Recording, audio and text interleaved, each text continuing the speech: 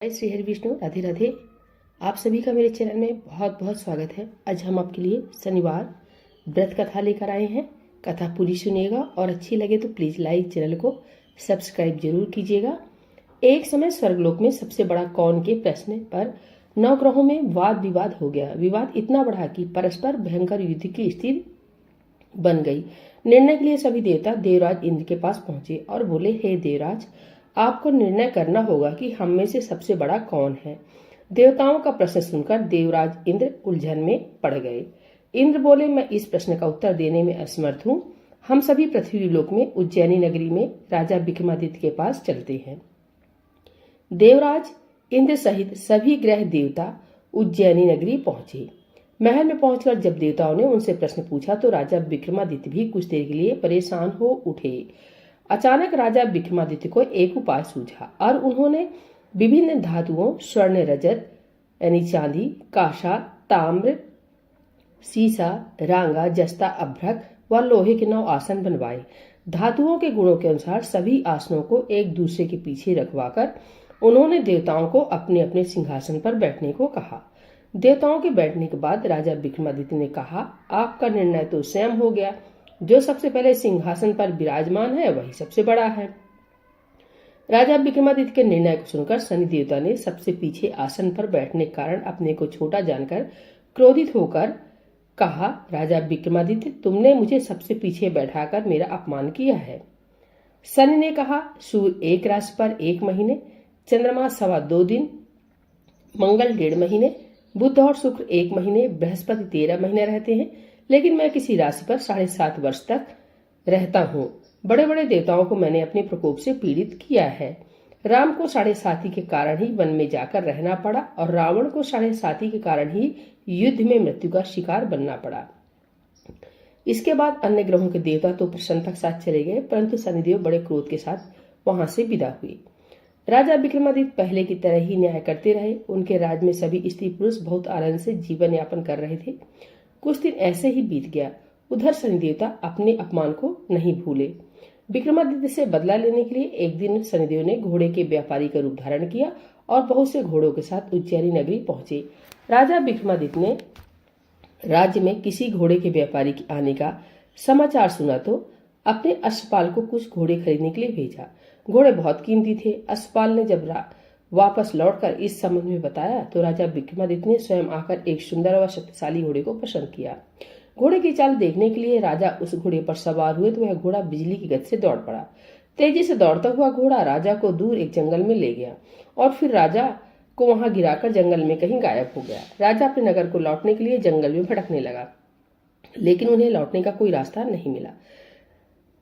राजा को भूख प्यास लगाई। बहुत घूमने पर उसे एक चरवाहा मिला। राजा ने उससे पानी मांगा। पानी पीकर राजा ने उस चरवाहे को अपनी अंगूठी दे दी। फिर उससे रास्ता पूछकर वह जंगल से निकलकर पास के नगर में पहुंचा। राजा ने एक सेठ की दुकान पर बैठकर कुछ देर आराम किया। उस सेठ ने राजा से बातचीत की तो राजा ने उसे बताया कि मैं उज्जैनी नगरी से आया हूँ।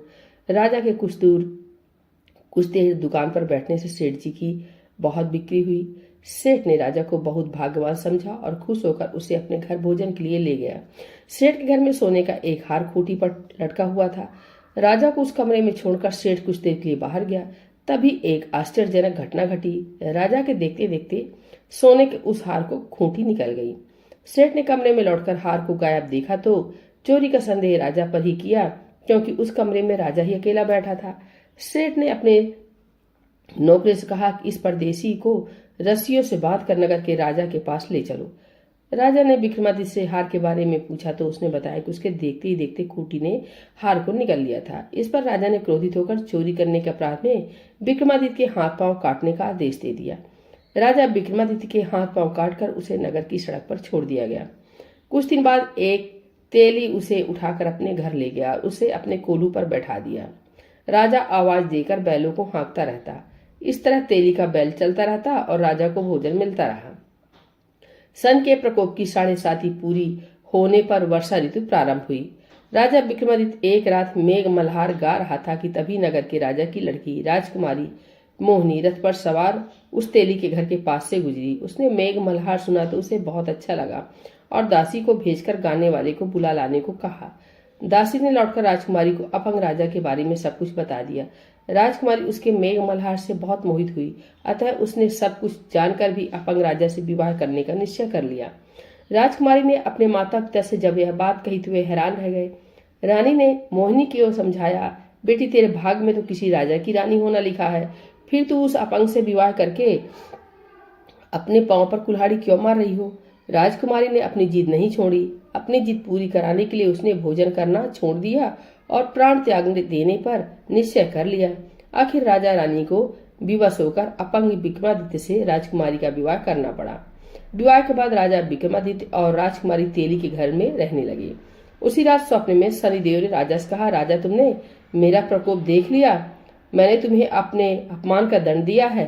राजा ने शनिदेव से क्षमा करने को कहा और प्रार्थना की, हे शनिदेव, आपने जितना दुख मुझे दिया है अन्य किसी को न देना। शनिदेव ने कुछ सोचकर कहा, राजा मैं तुम्हारी प्रार्थना स्वीकार करता हूँ। जो कोई स्त्री पुरुष मेरी पूजा करेगा, शनिवार को व्रत करके मेरी व्रत कथा सुनेगा, उस पर मेरी अनुकंपा बनी रहेगी। प्रातःकाल राजा विक्रमादित्य की नींद खुली तो अपने हाथ पांव देखकर राजा को बहुत खुशी हुई। उसने मन ही मन शनिदेव को प्रणाम किया। राजकुमारी भी राजा के हाथ पांव सही सलामत देखकर आश्चर्य में डूब गई।